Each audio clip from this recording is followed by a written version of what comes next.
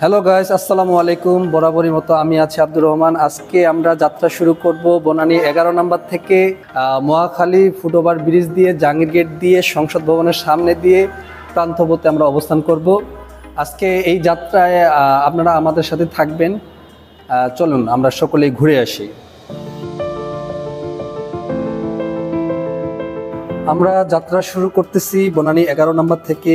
একটু বলে নেই, আজকে সকালে নরম আলোর যাত্রায় শুরু করা এই বনানী 11 নম্বর। এখানে পরিবেশ আজকে তুলনামূলক শান্ত, তবে হালকা রোদ এবং গরম, মোটামুটি ভালো গরম এবং ধুলাবালি সব কিছু মিলেই আমরা বনানী 11 নম্বর থেকে বের হচ্ছি। এখন আমরা সামনের দিকে এগোচ্ছি। বনানী 11 নম্বর থেকে আপনারা লক্ষ্য করবেন মহাখালী ফ্লাইওভার ব্রিজ যাওয়ার পথে হাতের বাম পাশে হচ্ছে এলিভেটেড এক্সপ্রেস ওয়ে দেখতে পাচ্ছেন। আমরাও সেখানে অবস্থান করছি। হ্যাঁ, একটু পরে আমরা হচ্ছে মহাখালী ওভারব্রিজে উঠে পড়বো ইনশাল্লাহ।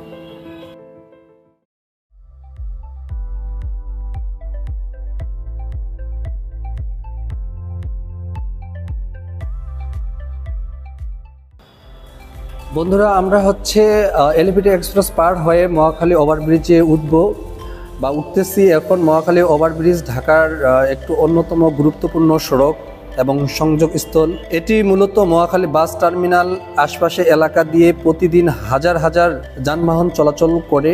এর অবস্থান সম্পর্কে যদি বলি, ঢাকা শহরের উত্তরাংশে বনানী, তেজগাঁ এবং গুলশানের একটি সংযোগস্থল। ওভারব্রিজের নিচ দিয়ে রেল লাইন আছে। হ্যাঁ, এখান দিয়ে আমাদের ঢাকা এবং গোটা বাংলাদেশে সব জায়গায় এই রেল দিয়ে ট্রেন প্রতিনিয়ত যাওয়া আসা করে।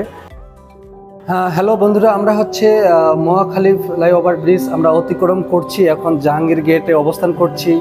আসলে আমরা দেখতে পাচ্ছি যে জাহাঙ্গীর গেট মোটামুটি, যদিও যানজট অন্যান্য দিনের থেকে আজকে একটু বেশি, তবুও যানজট আমরা ওভারটেক করে পরবর্তীতে আমরা বিজয় সরণিতে যাব।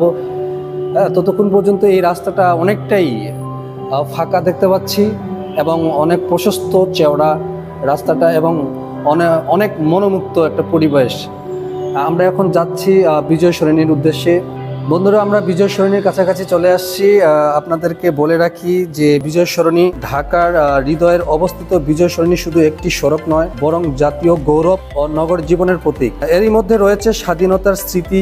বিজয় শব্দটি আসলে আমরা মুক্তিযুদ্ধের গৌরবোজ্জ্বলের বিষয়ে স্মরণ করিয়ে দেয়। বিজয় সরণি ঢাকার অন্যতম ব্যস্ততম সড়ক। তেজগাঁও, ফার্মগেট, আগারগাঁও, বনানী, কাকরাইলের মতো গুরুত্বপূর্ণ এলাকার সংযুক্ত করে। এখানে রয়েছে বাংলাদেশের সামরিক জাদুঘর, যেটা আপনারা ইতিমধ্যে দেখতে পাচ্ছেন হাতের ডান পাশে, এবং মুক্তিযুদ্ধের ইতিহাস ও সামরিক ঐতিহ্যের একটি অন্যতম প্রদর্শনী এলাকা। আসলে এখানকার রাস্তা এবং মানুষজন চলাফেরা সব কিছুই অন্যতম। এখানকার শৃঙ্খলা, ট্রাফিক সব কিছুই উন্নত মানের।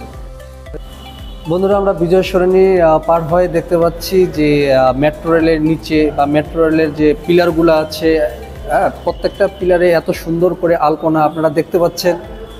হ্যাঁ, রাস্তার পাশেই প্রত্যেকটা পিলারে সুন্দর সুন্দর করে আলপনা আর্ট করে রাখা হয়েছে, যেটা মানুষের চোখে একটা দৃশ্যমান। আমরা অবস্থান করতেছি বিজয় সরণি পার হয়ে খামারবাড়ি যাওয়ার পূর্বে। তবে আমরা এখন খামারবাড়ির কাছাকাছি চলে আসছি।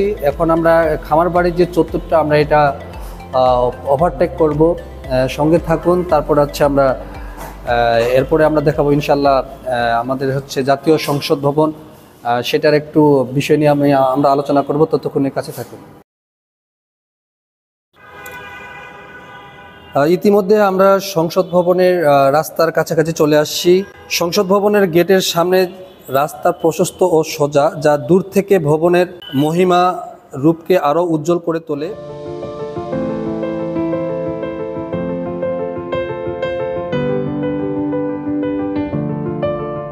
সবুজের মাঝে সাদা কালো রঙের রাস্তার ধার সৌন্দর্যের সঙ্গে সঙ্গে শৃঙ্খলার একটু প্রতীক বয়ে আনে। এখানে যানবাহনের চাপ তুলনামূলক কম থাকে। দৃশ্যপট এবং উপভোগ করার জন্য একটি চমৎকার স্থান।